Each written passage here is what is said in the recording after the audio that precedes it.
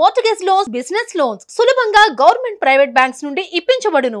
దయచేసి ఏంటంటే హైడ్రాని ఒక భయం కింద ఒక బూచి కింద చూపించడం మానేయాలి. ఫస్ట్ దీనికి చాలా హైప్ ఇచ్చేసి రేపు హైడ్రా వస్తుంది కూల్ చేస్తున్నారు అది చేస్తున్నారు అనేది కాదు. హైడ్రా అనేది ఒక బాధ్యత, ఒక భరోసా అనేది మళ్ళీ ఒకసారి మీ అందరూ కూడా నేను చెప్పదలుచుకున్నాను. అవునండి అయిన తర్వాత మీరు చెప్పండి. We'll take your questions.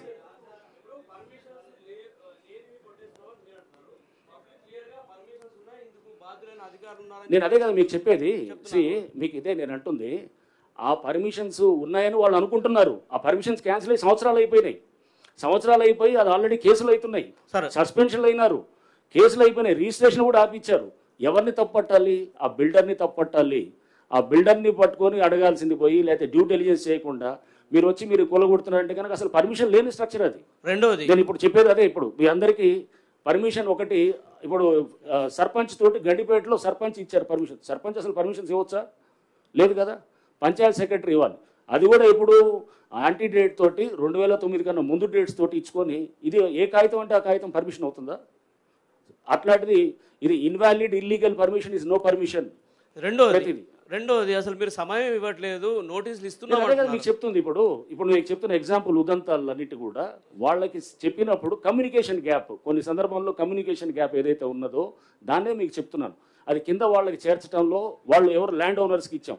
Land ఓనర్స్కి ఇచ్చినప్పుడు ఆ బిల్డింగ్ స్ట్రక్చర్ ఉన్న వాళ్ళకి కమ్యూనికేషన్ వాళ్ళు చేయలేదు. కొంతమంది చేసిన వాళ్ళేమో తీసుకున్నారు ముందే, చేయని వాళ్ళేమో చేయట్లేదు. అండ్ ఎట్లానే ఇది అంటే నేను అనేది ఈ గ్యాప్ దాన్ని ఉంటుందని ఇంకా ముందు కూడా. ఎందుకంటే పేదవాళ్ళకి లేకపోతే దిగువ మధ్య తరగతి వాళ్ళకి ఇబ్బంది చేయాలనేది హైడ్రా కానీ ప్రభుత్వం యొక్క అభిమతం కాదు, ఆలోచన కాదు. ఎటువంటి పరిస్థితుల్లో అది చేయరు అన్నమాట. సార్ ఆర్టికల్ 19(1) ఒక గూడు నివాసం ఏర్పడడానికి ఒక రైట్ ఇస్తుంది.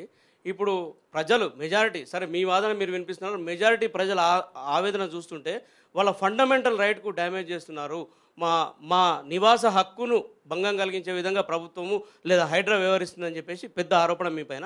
జ్యూరిస్డిక్షన్ దాటి కూడా మీరు వెళ్తున్నారనేది కూడా ఇంకో ఆరోపణ. జ్యూరిస్డిక్షన్ అన్ని కూడా క్లియర్గా మొన్న చూశాను. ఎక్కడో హైడ్రా ఏది ఇబ్రహీంపట్నంకి వెళ్ళింది అని చెప్పేసి పేపర్లో చూశాను. హైడ్రా ఏది ఔటర్ దాటిన తర్వాత కూడా కొన్ని areas Ibrahimpatnam municipality clearly under the jurisdiction of Hydraa.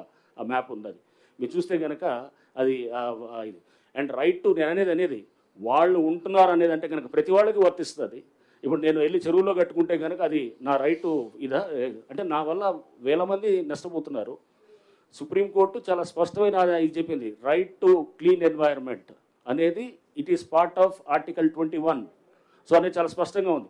అంతేగాని నేను జీవించే హక్కు ఉందని చెప్పి వేరే నువ్వు 100 మందికి నేను ఇబ్బంది పెడతానంటే కనుక నీ జీవించే హక్కు నువ్వు ఒక సమాజంలో ఉంటున్నావు. సమాజంలో ఉన్నప్పుడు అందరితో కలిసి చేయాల్సింది అనేది, అందరితో కలిసిపోవాలనేది దానికే ఒక సంఘం అంటాం మనం. ఒక సంఘం, ఒక సమాజం అనేది ఒక దీనికి అనేది ఇదే అర్థం అనమాట. ఒకటి ప్రధానంగా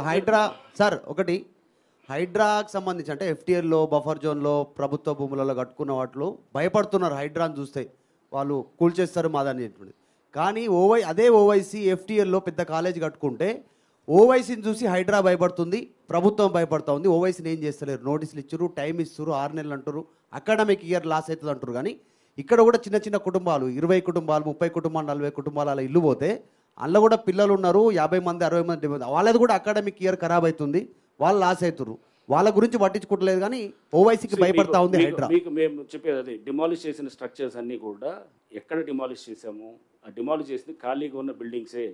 ఏది ఇప్పుడు అమీన్పూర్ మీకు చెప్తున్నాం, ఆ ముందు రోజు వెళ్ళి వీడియో తీసాం, అంతా తీసుకొని అవన్నీ కూడా ఎస్టాబ్లిష్ చేసాం, దాంట్లో ఎవరు లేరు. ఆ రోజు రాత్రి కొంతమందిని తీసి కూర్చోబెడితే కనుక అది ఆక్యుపైడ్ కాదనమాట. సో అట్లానే మీకు ఎగ్జాంపుల్ చెప్తున్నాను. ఎవరు ఇప్పుడు సున్నం చెరువులో చేసినప్పుడు అతను ఎవరు అక్కడ చేసిన బిజినెస్ మీద అతనితో డిపెండ్ అయిన వాళ్ళతో ఉన్నటువంటి వాళ్ళది డిమాలిష్ చేసాం. ఆ పక్కనే చాలా ఉన్నాయి వేరే హ్యాబిటేషన్స్, వేరే గుడిసెలు ఉన్నాయి, టచ్ చేయలేదు. అది ఈ బఫర్లో ఉన్న FTLలో ఉన్న అంటే మనము ఏ కమర్షియల్గా వాడుతున్న వాడు అక్కడ ఎక్స్ప్లాయిట్ చేస్తున్న వాడిని చేస్తున్నాము. రేపు ఇది ఏది మీరు ఓవైసీ గారిది అంటున్నారు, లేకపోతే మల్లారెడ్డి గారి కాలేజ్ ఉండొచ్చు, లేకపోతే ఇంకా మనకి ఏది పల్లరాజు రెడ్డి గారి కాలేజ్ ఉండొచ్చు. ఇట్లా రకరకాల చాలా కాలేజెస్ వచ్చాయి. మాకు చాలా కాలేజెస్ మీద కంప్లైంట్లు వచ్చాయి FTLలో ఉన్నాయని చెప్పేసి. బట్ పిల్లల భవిష్యత్తుని మనం దృష్టిలో పెట్టుకొని అకాడమిక్ ఇయర్ అనేది ఇప్పుడు నడుస్తున్నది. ఇప్పుడు కనుక తీస్తే వేలాది పిల్లలు ఇది మొత్తం రోడ్ల మీదకి వస్తారు. ఒక మెడికల్ కాలేజ్ స్టూడెంటో, ఒక ఇంజనీరింగ్ కాలేజ్ స్టూడెంటో, ఒక 10th ఎగ్జామ్ రాసేవాడో, ఇంటర్మీడియట్ చదివేవాళ్ళు చాలా కాలేజ్ మీద వచ్చాయి ఇట్లా కంప్లైంట్స్. రేపు తప్పకుండా అకాడమిక్ ఇయర్ అయిన తర్వాత వీళ్ళ ఎక్కడైతే కనుక ఇటువంటి ఉన్నాయో కంప్లైంట్స్ వాటిని తప్పకుండా హ్యాండిల్ చేసి ఒకటి ఓవైసీ అసలు ఛాలెంజ్ చేస్తా ఉన్నారు హైడ్రాని ప్రభుత్వాన్ని. మీ బిల్డింగ్స్ కూల్చండి రియాక్ట్ ఓకే రంగనాథ్ గారు, మీరు మొన్నటి వరకు మీకు ప్రశంసలు వచ్చినాయి అన్నారు. నిజంగా అందరు కూడా హ్యాపీగా ఫీల్ అయ్యారు. కానీ ఈ మధ్యలో రావడానికి ప్రధాన కారణం ఏంటంటే పెద్దవాళ్ళై జన్వాడ కానీ, ఇంకొక MP కానీ, ఇంకో మాజీ ఎమ్మెల్యే కానీ, MLC కానీ అన్నీ ఉన్నాయనేది అందరు చెప్తున్నారు. వాటిని వదిలేసి చిన్న వాళ్ళని పట్టుకోవడంతోనే హైడ్రా మీద అందరు కోపంగా ఉన్నారు. లేలే మీరు చెప్తున్నారు కదా, మీరు ఏదైతే ఉన్నదో తప్పకుండా పెద్దవాళ్ళే ప్రథమ టార్గెట్గా జరుగుతున్నది. దాంట్లో ఇది లేదు. చిన్నవాళ్ళైనా కానీ కూడా మీరు చిన్నవాళ్ళు అనుకోవద్దు. మీరు ఇప్పుడు ఈ విల్లాస్ డిమాలిష్ చేసినప్పుడు కనపడేది ముందు చిన్నవాళ్ళు కానీ వెనకాల ఉండేది పెద్దవాడే అనమాట. అది కూడా గుర్తుపెట్టుకో. సో చేసేది వాళ్ళు చేస్తున్నట్టు అంటే ఇటువంటి వాటికి చెక్ పెట్టాలంటే కనుక అది వెనకాల ఉండే ఆ పెద్దవాళ్ళకి అది తెలియటానికే ఇది చేసేది కూడా అనమాట. సో నేనే జన్వాడ జన్వాడ నేనేది అంటున్నాను, ఇండివిజువల్ది మీరు చెప్పి జన్వాడ అనేది doesn't come under the scope of ఏది హైడ్రా. ఎందుకంటే జన్వాడ 111 జీవో కింద ఉంటుంది, కానీ 111 జీవో పరిధి మాకు రాదు. And it is out of the ఏది మాకున్నటువంటి పరిధిలోకి రావట్లేదు అది. బట్ డెఫినెట్గా అది రేపు దాని మీద చేయాల్సిన ఏజెన్సీ వాళ్ళు తప్పకుండా అంటే ఇండివిజువల్ దీన్ని చేసేది. రేపు మేము సైలెంట్గా ఉన్నామని ఎందుకు అనుకుంటున్నారు? చాలా గ్రౌండ్ వర్క్ కూడా జరుగుతుంది. చాలా గ్రౌండ్ వర్క్, చాలా బ్యాక్గ్రౌండ్ వర్క్ కూడా జరుగుతుంది. చేసినప్పుడు సరైన టైంలో మీరు చూస్తారు. ఇదంతా 4 రోజులు ఉండేటటువంటి మీరు అనుకుంటారు ఏమి సైలెంట్గా ఉన్నారు, ఇది చేయట్లేదు పెద్దవాళ్ళ మీద అని. రేపు ఎప్పుడో మళ్ళీ సడన్గా ఒక రోజు ఏది మీరు పెద్ద 2 మంచి పడంగానే అప్పుడు మీరే అంటారు అనమాట, అరే సార్ సైలెంట్ ఏం కాదు అని చెప్పి మీరే అంటారు. లేదా ప్రభుత్వం సైలెంట్ కాదని అంటారు. సో ప్రభుత్వం కానీ అందరూ కూడా దీనికి పూర్తిగా సీఎం గారు పలు సందర్భాలు చెప్పారు. ఎవరైతే కనుక ఇప్పుడు ఫామ్ హౌసెస్ కూడా చాలా చూస్తున్నాం. ఏది మన ఉస్మాన్ సాగర్, హిమాయత్ సాగర్ చుట్టూ ఉస్మాన్ సాగర్ చుట్టూ డిమాలిష్ చేశాం. అట్లా హిమాయత్ సాగర్ చుట్టూ కూడా దానికి కొంత ఏంటంటే ఇంకా నోటిఫికేషన్ దాని విషయంలో కొంత సందిగ్ధత ఉంది కాబట్టి దాంతో సుమన్ టీవీలో మీ పర్సనల్ అండ్ బిజినెస్ ప్రమోషన్స్ కోసం కింది నెంబర్కి కాంటాక్ట్ చేయండి.